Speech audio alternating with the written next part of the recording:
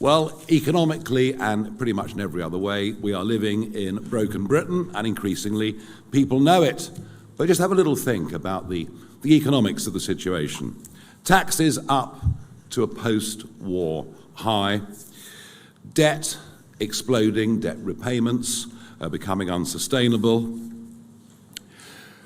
the explosion in sheer numbers of those living on a variety and range of benefits, totally uncontrolled mass migration, and certainly not selective migration, and people leaving the country.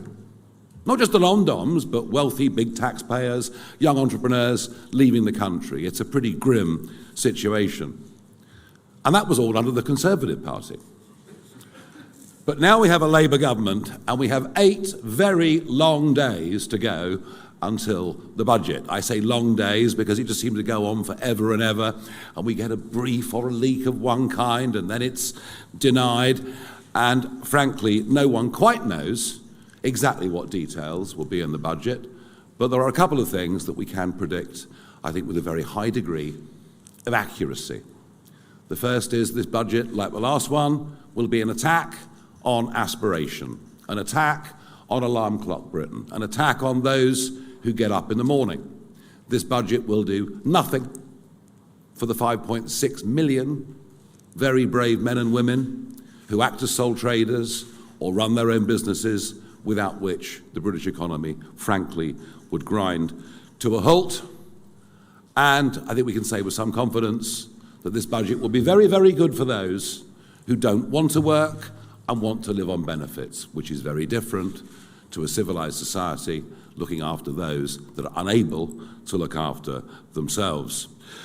And it'll be an attack on jobs. I have to say, I thought the budget last year, you can increase the minimum wage for young people, but if at the same time you bring down to £5,000 the level at which an employer starts to pay national insurance, is it any wonder that there are 50,000 fewer under 18s in employment today than there were this time last year, which culturally I think is an absolute disaster. What is clear is that the markets are increasingly nervous. I know that Andy Burnham thinks that doesn't matter, but actually the bond markets in the end are enormously powerful, as Liz Truss's government found to their cost. And amidst all of this, we have a Chancellor who is absolutely hopelessly out of her depth to a level that, frankly, it's embarrassing.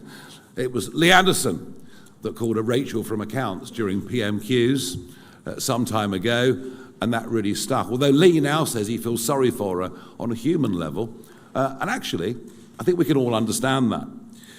So what we're going to get is a budget that'll be drafted by left-wing think tanks, a budget that'll be drafted by people who've never run a business, who've never had a proper job in their lives, and that's the level of disconnect that exists. Now, I do think we're setting the pace on a number of things. I thought, despite her protestations, I thought a lot of what Shabama Mahmood said yesterday was driven directly by fear that Labour are losing votes, particularly in the Red Wall, to reform. And rhetorically, we would agree with a lot of what the Home Secretary said. Indeed, there are some of us that thought it might just be a pitch. Maybe that's our next defector, I'm not sure. If her backbenchers vote against her, that could become a bigger likelihood. There was no doubt, as I say, that we led the agenda on that illegal migration is making the country very, very angry, and she said it's, tearing the country apart. But economically, it is legal migration that is doing enormous damage to the British economy, and it's been so difficult to even talk about this subject without being screamed down. But just look at the direct link between falls in productivity and the mass importation of unskilled labour. In fact, that trend has been there now for the best part of 20 years. There are enormous costs to our benefit system of those, not just illegally, but legally have come into our country. And today, Zia is going to address some of that, as indeed we've touched on before. The idea that will get put at an alternative press conference today, which I understand is going on at the same time as this one, is that somehow Reform support a ballooning benefits bill, and yet we're the ones proposing the most radical cuts to benefits in numerical terms that have ever been seen in the history of this country. So I'm going to ask Zia to lay out our key 5 points today. We'll then, of course, take questions on that and anything else, as we always do.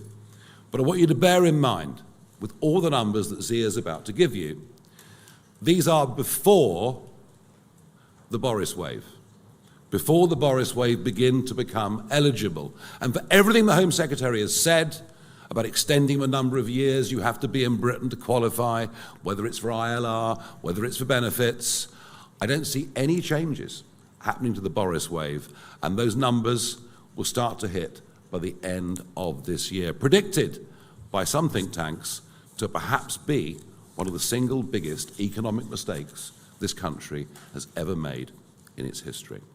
And so, with just days left before the budget, Britain faces a moment of truth. After years of rising taxes, spiraling debt, collapsing productivity, and pressure on every public service, people know the system is broken, and they know who has paid the price. Hard-working families, small businesses, and the millions who keep this country running have been pushed to the limit, while government after government refuses to confront the real causes of the crisis.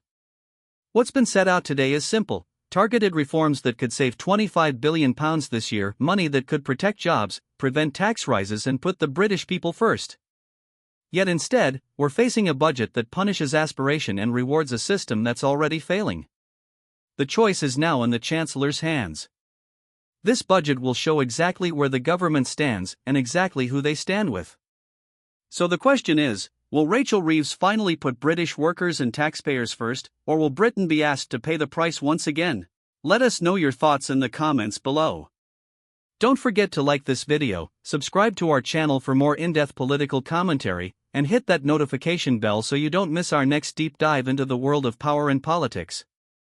Thanks for watching.